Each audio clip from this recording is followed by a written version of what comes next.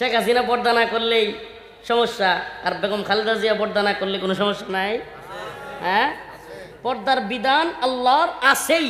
কোনো নেতা কোনো নেত্রী সেটা মানুক বা না মানুক, ঠিক কি ঠিক না? মাসালা ঘুরাইয়া দেওয়া মৌলবী আমরা না, বুঝছেন? কিন্তু ভালো করে সুজা সাপটা কথা বলতে হবে। আল্লাহর দিন আল্লাহর জায়গায়, সুবহানাল্লাহ। দিন ইমান আমার এক জায়গায়, ইসলাম এক জায়গায়, আমার রসুল আমার কোরআন এক জায়গায়। সাবধান, এগুলো নিয়ে কথা বলতে আসিও না, কোনো ছাড় দেওয়া হবে না। আমরা শুধুমাত্র আওয়ামী লীগের বিরোধিতা করেছি, বিষয়টা এমন নয়।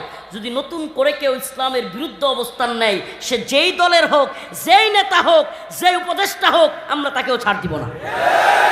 এটা ইসলামের মৌলিক কথা। আমাদের আল্লাহর প্রশ্নে, আমাদের ইমানের প্রশ্নে, আমাদের রাসূলের প্রশ্নে, আমাদের মাতৃভূমির প্রশ্নে, আমাদের ভূখণ্ডের প্রশ্নে আমরা বিন্দু মাত্র কাউকে ছাড় দিতে রাজি নই। আমাদের দেশ দখল করবা, এটা এত সহজ না। আমরা ভূখণ্ড রক্ষা করবার জন্য প্রয়োজনে শহীদ হয়ে যাব, প্রয়োজনে সবাই একসাথে শহীদ হয়ে যাব, কিন্তু কারো গোলামি করব না। একসাথে স্বাধীন হব অথবা একসাথে শহীদ হব, কিন্তু ভারতের গোলামি করব।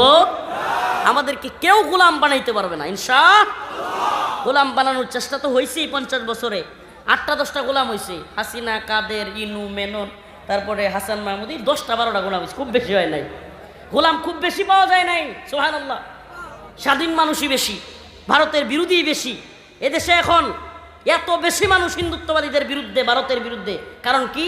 কারণ তারা বুঝে ফেলেছে এই হিন্দুত্ববাদীরা বন্ধুত্বের নামে প্রভু হইতে চায়, আমাদের প্রভু হইতে চায়। আমরা কারো গোলাম নই। আমরা কার গোলাম? আমরা আল্লাহর গোলামি করি, আল্লাহকে বাদ দিয়া কারো গোলামি করি না। আমরা আল্লাহ পাকের গোলামি করব ইনশাআল্লাহ। রাজি আছেন তো ইনশাআল্লাহ?